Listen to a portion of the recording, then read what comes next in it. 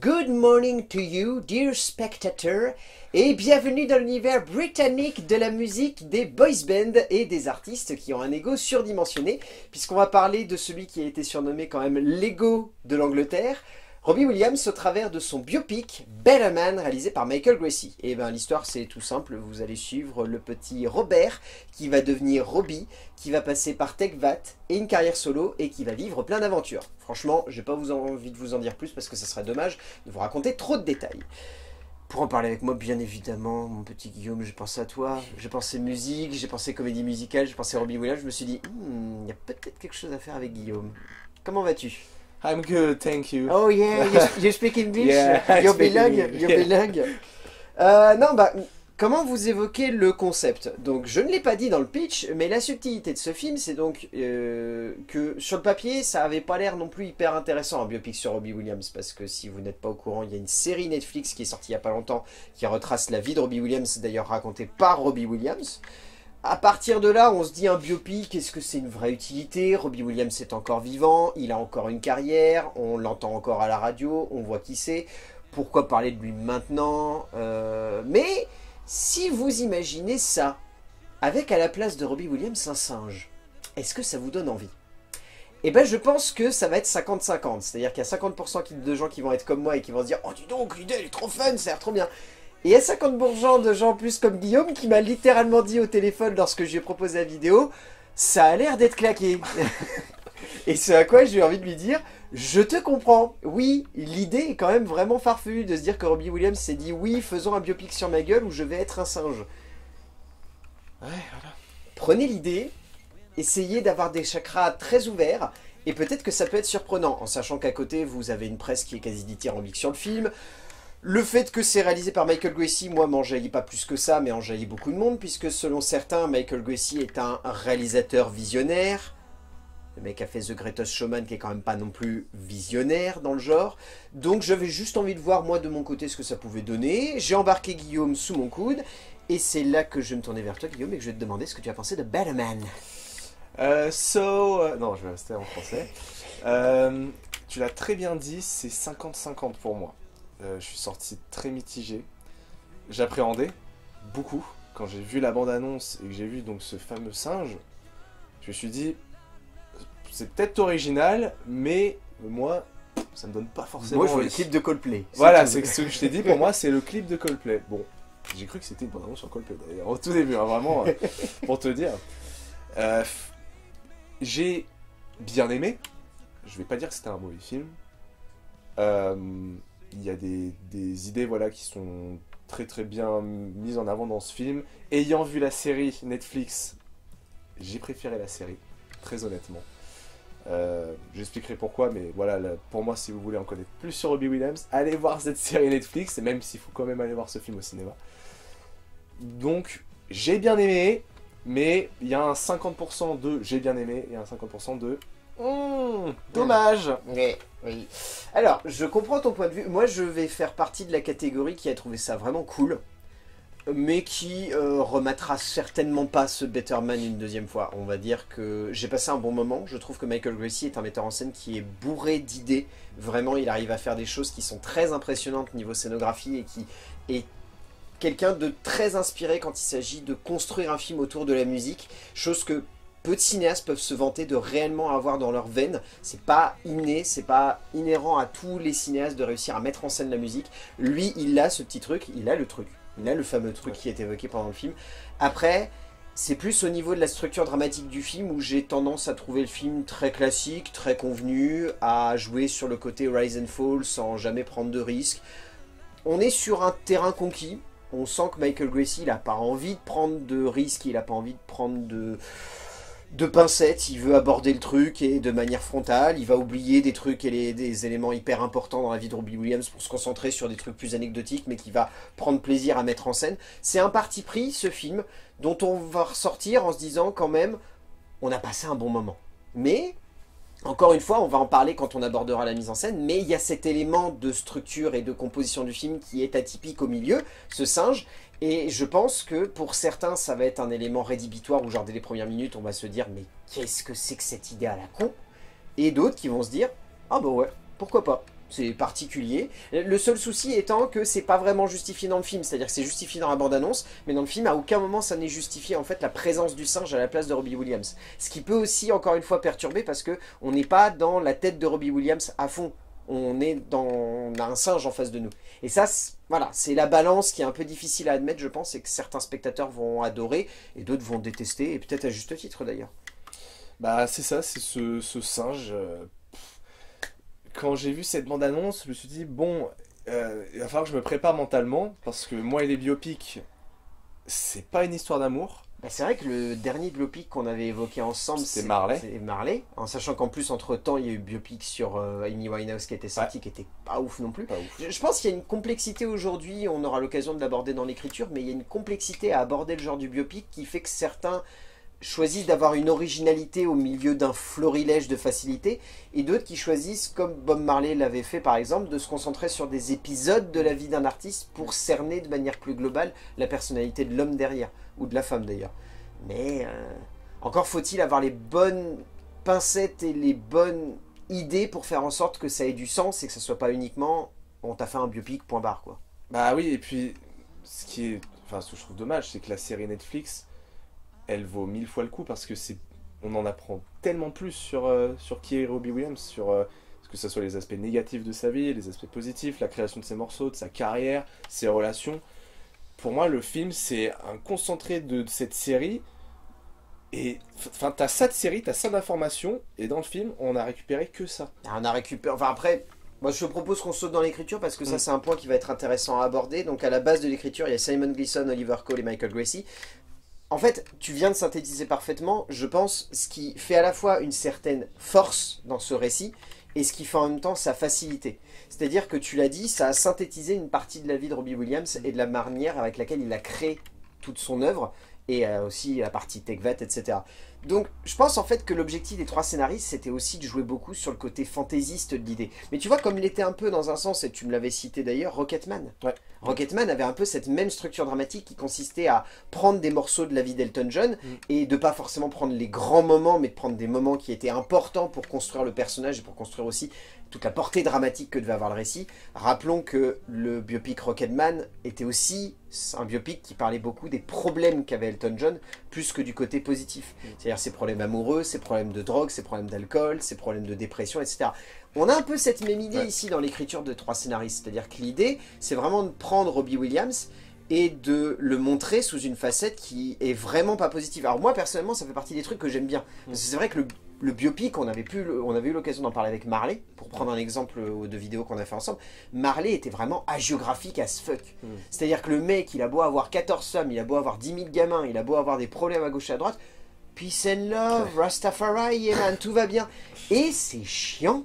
Ouais. C'est chiant quand on prend un artiste, qu'on le met sur un piédestal et qu'on ne prend à aucun moment conscience du fait que c'est pas parce que c'est un artiste qu'on peut lui autoriser à faire tout et n'importe quoi. Et c'est ce qui est intéressant dans cette écriture ici. Robbie Williams s'est montré comme un personnage, et même lui se considère comme ça. Il y a Robert et il y a le personnage qui est Robbie Williams. Et ce qui est intéressant, c'est que Robbie, c'est pas quelqu'un pour qui j'ai eu profondément de l'empathie dans ce film. C'est quelqu'un que j'ai regardé en me disant, les trois quarts du temps, c'est quand même un beau salaud quoi. Et j'aime bien personnellement. Je dis pas que c'est une réussite complète, parce que c'est très compliqué aussi d'équilibrer justement le côté salaud et bon samaritain. Mais au moins, il y a cette envie de vouloir jouer un petit peu plus sur les multifacettes du personnage et de montrer qu'il n'y a jamais eu que du tout blanc ou du tout noir, et qu'au contraire, il y avait quand même beaucoup de nuances de gris, quoi. Il y en avait énormément même, ça, c'est sûr. Puis ça, dans pas mal de films, on retrouve ce rôle de méchant et qui en fait on finit par avoir de l'empathie pour lui. C'est un peu, je pense qu'il a vachement joué là-dessus. Et c'est, pour moi en fait c'était ça, il sait qu'il a le l'ego, il le montre et il va se défendre un peu en mettant que les aspects négatifs de sa vie, un peu en faisant se passer pour une victime. Attention, c'est très gros, c'est ce que je dis. Oui, non, mais je vois ce que tu veux dire. Et voilà, donc ça c'est qu'un détail, mais bon. Et comme tu l'as dit, enfin on a parlé après la fin de séance, pour moi c'est un Rocketman réchauffé au micro-ondes. Mais c'est pas forcément... Non mais là par contre je vais totalement te valider parce que Ouais. oui en termes de... En fait c'est le gros souci, c'est que Rocketman avait la créativité de mise en scène et d'écriture, Ouais. et dans les deux en fait. Mm. Les deux il y avait de la créativité, les deux il y avait certaines fantaisies, cette envie de vouloir jouer avec certains aspects de la vie qu'on connaît d'Elton John et ensuite d'amener un petit peu de poésie ou de lyrisme ou même des moments qui sont complètement fantasmés. Et c'est vrai que là pour le coup le fantasme vient déjà de l'idée de base même du film qu'on aura encore une fois l'occasion d'évoquer dans la mise en scène, qui est de juste mettre un singe à la place de Robbie Williams. Mais, et c'est là mon problème, d'un point de vue dramatique et d'un point de vue écriture, vous enlevez ce singe, il n'y a rien de neuf.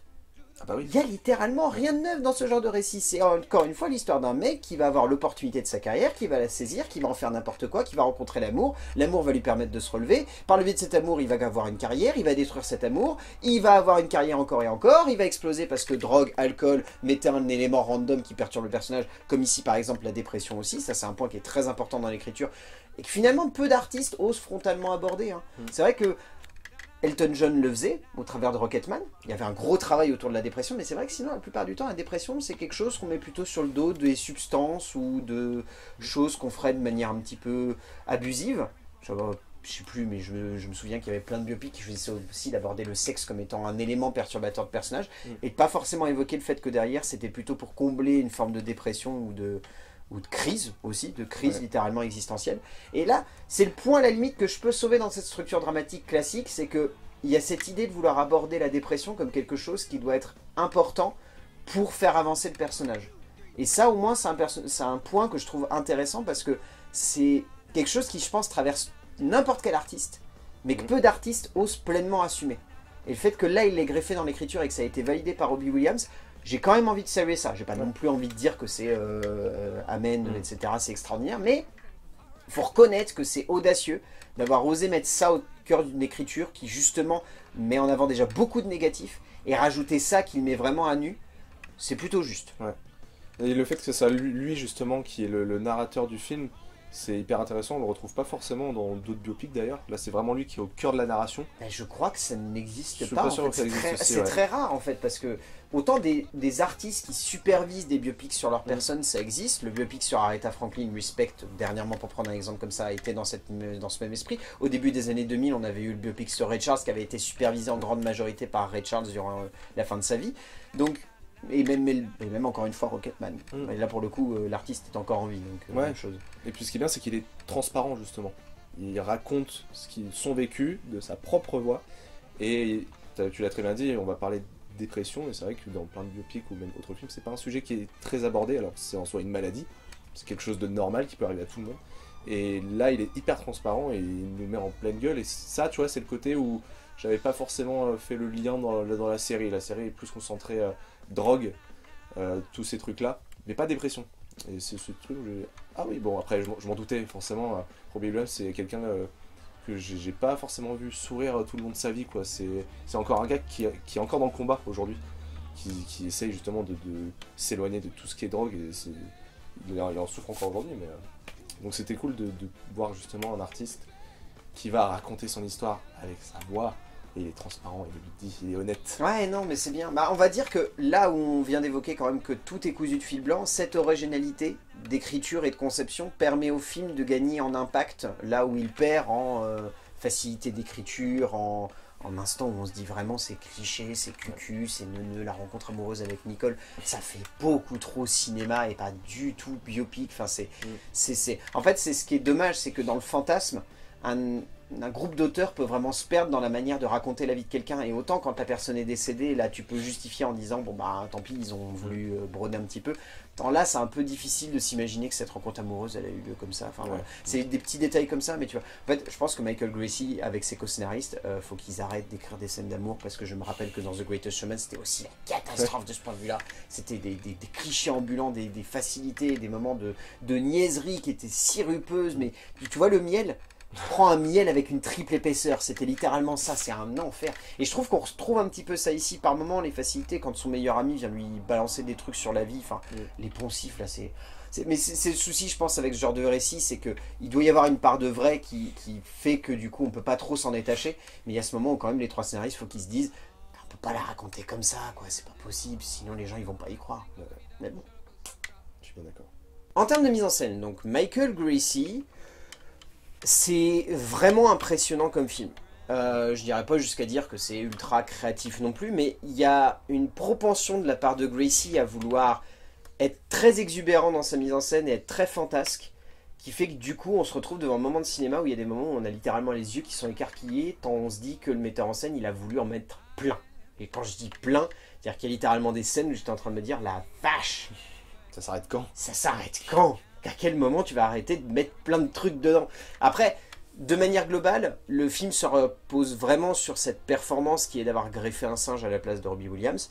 D'un point de vue technique, hein, là je te parle vraiment d'un point de vue technique, pas un point de vue logique, ça on aura l'occasion d'en parler, mais d'un point de vue technique c'est réellement bien fait. Je veux dire, ça a réellement de la puissance, ça a des moments où on se dit waouh, c'est un truc de ouf ce qu'ils ont réussi à faire, enfin ça marche super bien.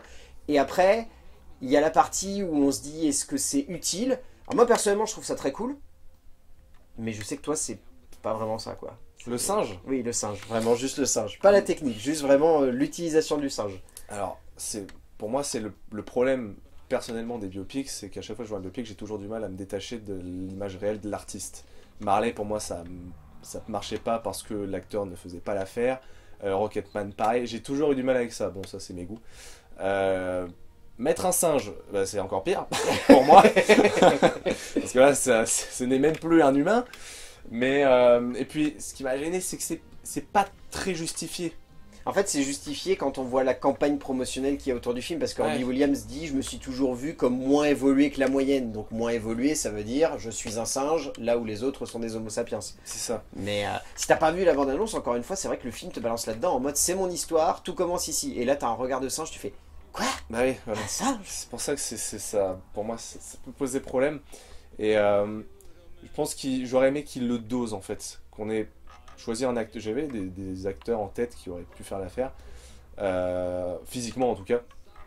Et j'aurais aimé que ça soit un peu plus dosé. Qu'on ait un acteur voilà, humain. Et certaines scènes où il se voit, que ce soit dans un miroir ou il se voit dans le public, là on est ce truc du singe, et que ce soit un peu plus justifié. Voilà, je me vois comme ça parce que... Bon, moi ça m'a un peu posé problème. Et avant de voir ce film, je suis justement préparé mentalement en disant, tu vas voir probablement un singe pendant 2 heures. Alors, essaye de décrocher et surtout de faire gaffe aux détails du film, la mise en scène, les musiques, tout ça. Et pendant 2 heures, j'ai eu du mal à m'en détacher. J'ai vraiment eu du mal en me disant, mais c'est un singe que je suis en train de regarder là. Mais pourquoi il est sur scène ce singe? Ouais, ça m'a posé problème. C'est vraiment... Surtout que dans la digeste du film, c'est bon de le rappeler pour ceux qui n'ont pas encore vu le long métrage, c'est accepté. Hein. C'est-à-dire qu'à aucun moment, il y a quelqu'un qui fait « Oh, dis donc, tu ressembles à un singe !» Non, non, genre c'est un singe, mais par contre, dans la digeste du film, c'est normal qu'il soit un singe. C'est la manière qu'a de se caractériser en fait Robbie Williams. Ça fait partie de tout le processus en fait de conception de la mise en scène qui joue justement sur cette idée que vu qu'il est fou, vu qu'il est déjanté, vu qu'il se considère comme moins évolué, vu qu'il en fait des caisses tout le temps, vu qu'il est là pour faire le show, et ben ça va de pair en fait avec cette idée de mettre en scène Robbie Williams comme étant un singe. Surtout que encore une fois on a cette idée que derrière il y a un travail de performance capture, il y a Robbie Williams qui est vraiment derrière le singe et 3/4 du temps dans le film, ce qui est tout de même assez saisissant. Et il y a encore une fois cette idée que, moi je trouve ça assez fantasque parce que ça amène des scènes qui sont réellement impressionnantes où tu peux justifier le comportement de l'acteur au sein de la scène et du personnage au sein du récit. Et par exemple cette scène dans les rues de Londres qui est juste fantastique en termes de mise en scène parce que c'est un immense plan séquence, ces scènes de concert qui sont à la fois des reconstitutions et en même temps des images d'archives qui sont retravaillées pour greffer le singe dedans, il y a des envies, il y a des besoins de la part de Michael Gracie de vouloir être exubérant. Et peut-être d'être à l'image de Robbie Williams aussi dans sa manière de concevoir son film. De vouloir en faire des caisses, de vouloir faire un show. Enfin, c'est comme le film commence. Asseyez-vous, préparez-vous à être divertis, c'est parti. C'est littéralement ça. Donc c'est un choix, c'est une certaine idée de cinéma qui va dans cette idée de divertissement extrême, qui veut faire en sorte que le spectateur prenne son pied, mais littéralement du début à la dernière frame qu'il va y avoir du film. Mais encore une fois, c'est osé.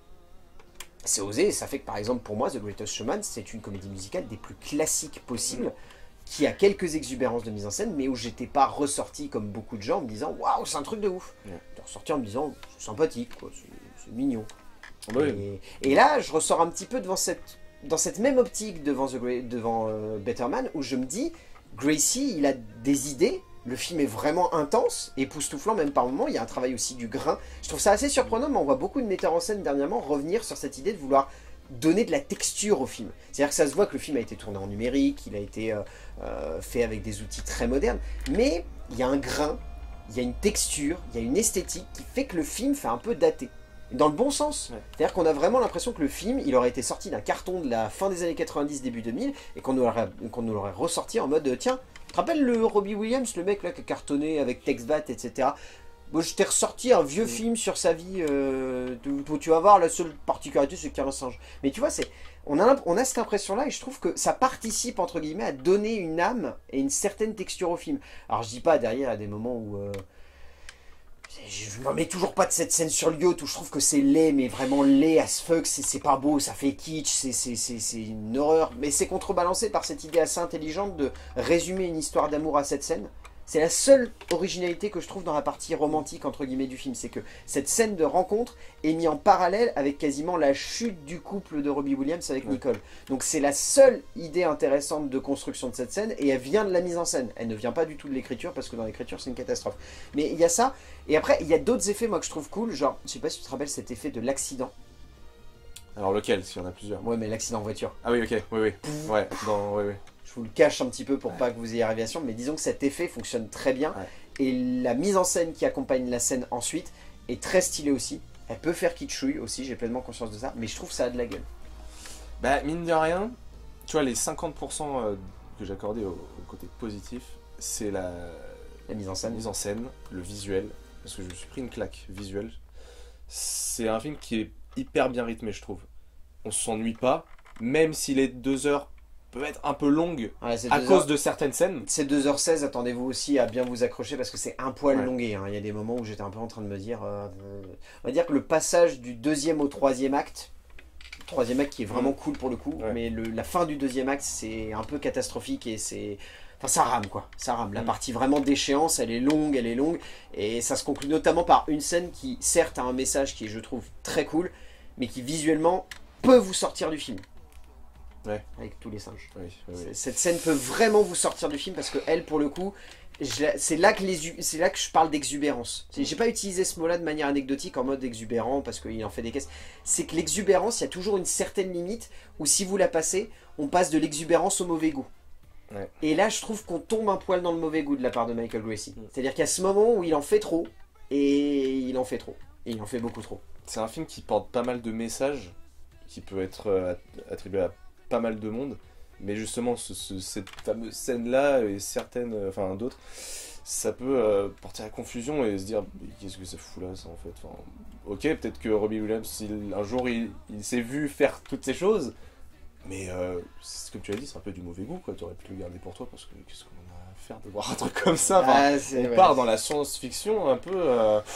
Ouais, c'est très barré. Ouais. C'est très barré, c'est pas forcément bien justifié quoi. C'est ça qui est un peu problématique. Mais côté visuel, par contre, ça j'ai adoré. Musicalement, il n'y a rien à dire. Hein. C'est Robbie Williams. Et même les réinterprétations des musiques sont très cool. J'ai bien aimé. La réinterprétation de la musique de Tekvat dans la rue de Londres, elle est très classe. Elle est super. La réinterprétation de...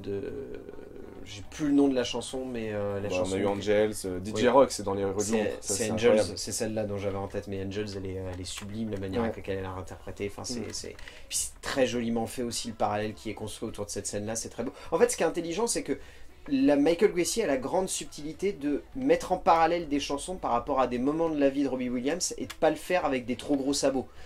Il y en a certaines, c'est des gros sabots, mais cette scène autour de la grand-mère,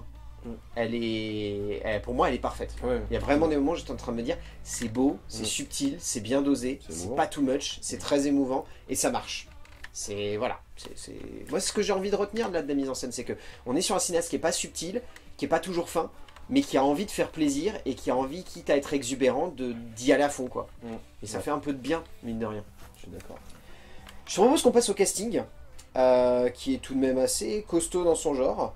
Donc nous avons... Alors, c'est bien de le dire, parce qu'on aura l'occasion d'en parler, mais il y a 2 acteurs qui jouent réellement Robbie Williams.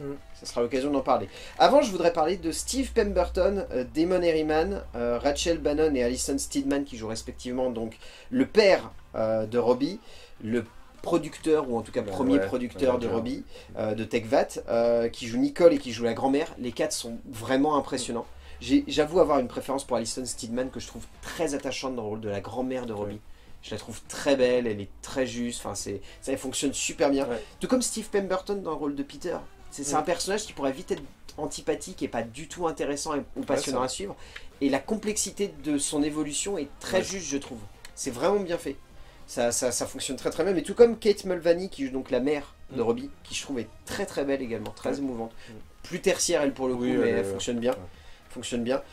Et donc, pour jouer Robbie Williams, il y a à la fois Robbie Williams, qui donc fait une partie de la voix et de l'interprétation physique, mais pour tout ce qui est danse et interprétation des chansons, c'est donc John Davies qui joue donc Robbie Williams. Les deux se complétant à merveille, je trouve. Parce qu'il n'y a aucun moment où on a envie de se poser la question de se dire « Ah bah ça, c'est John Davies, ah tiens, c'est Robbie Williams. » Ils ne font qu'un. Et c'est très beau, je savais même pas, tu vois, pour te dire. Bah moi non plus, je l'ai découvert au générique. Mais c'est bien, on découvre des choses. Restez pendant le générique, c'est toujours bien.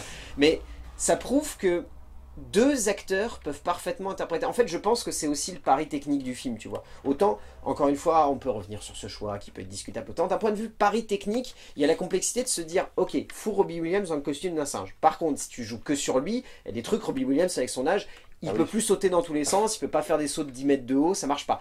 Donc, prenons un autre acteur qui est capable de faire ça et qui du coup va être capable de l'interpréter avec lui. Et John Davies, sur scène, c'est une bête. C'est une bête, il y a des moments où c'est juste hallucinant à quel point ça se voit qu'il s'éclate, ça se voit qu'il prend un pied monumental à interpréter le perso et ça fonctionne du feu de Dieu. Les deux ont vraiment une belle complémentarité à l'écran et ça fonctionne extrêmement bien. Et Robbie Williams, encore une fois, c'est assez touchant de le voir se dévoiler de cette manière-là à l'écran parce que peu d'artistes auraient le culot de se dire « Vas-y, je pose ma voix sur mon biopic ». Encore une fois, ça va avec l'ego. Hein. C'est ça, on reste sur sur le parti pris. On reste sur l'ego. Mais ça fonctionne bien, ça a de l'impact. C'est intéressant à voir. Et moi, je trouve que ça fonctionne bien. Leurs deux interprétations sont vraiment excellentes. Ouais, je suis entièrement d'accord. Bon, voilà, après, ça reste un singe. Ça restera la punchline de cette vidéo. Après, ça reste un singe. Hein. Mais par contre, là où tu as bien souligné, c'est la relation père et fils. Qui, moi, m'a particulièrement touché. Et l'évolution de ce personnage, justement, du père. Où tu passes d'un gars... bon, voilà, tu te dis ce que ça va être un père tyrannique, un père cool, ou justement un père qui peut abandonner son fils, on sait pas. Et puis l'évolution, tu te dis, ah, c'est intéressant comment il a tourné le truc. Ouais. Puis c'est très bien fait aussi le rapport qu'il a au monde artistique, ce père. Oui, aussi. Je sais pas si c'est la vérité pure à 100%, mais j'ai la sensation que oui, il y a un peu de vrai là-dedans et que c'est assez touchant. Et Steve Pemberton, encore une fois, a la très grande justesse de l'interpréter comme une espèce de dandy raté, qui aurait rêvé d'avoir un moment de lumière et qui a réussi à vaguement choper une petite lampe de chevet et qui quand même la garde sous le coude. Et je trouve ça très beau, la manière avec laquelle il l'interprète. On arrive à la fin de cette vidéo, qu'est-ce que tu retiens de Better Man? Ça reste qu'un singe. Fallait bien la ressortir. Hein. Une dernière fois. Non, c'est un bon film. J'aimerais bien le revoir avec un casque cette fois, pour bien écouter. Parce que bon, biopic, musical, forcément j'ai envie de, moi, avoir du plaisir à écouter la musique surtout. Une claque visuelle, et c'est un point dont je m'attendais pas. Donc c'est plutôt cool, tu vois, j'ai découvert quelque chose. J'ai quand même ressenti une belle émotion. Mais voilà, faut faire attention au biopic. Moi j'attends Michael Jackson, hein, toujours. Oh punaise. Donc ça pareil, j'appréhende énormément. Mais priez pour nos âmes, ça sent le truc à géographique as fuck. C'est clair. Mais non, voilà, ça reste un bon film pour moi, un bon divertissement. Allez le voir au cinéma, surtout, c'est le plus important. Et regardez la série Netflix aussi, parce qu'elle est cool aussi. Bah déjà, je vais souligner que tu m'as donné envie de regarder la série Netflix, donc je pense que je vais me plonger dedans. Au-delà de ça, n'y allez pas pour l'écriture. Ça n'est pas un film qui va plus vous passionner que ça si vous restez uniquement sur la manière avec laquelle le récit est structuré. C'est hyper classique, convenu, et il y a des moments où il y a des clichés. Voilà. Nicole et Robbie.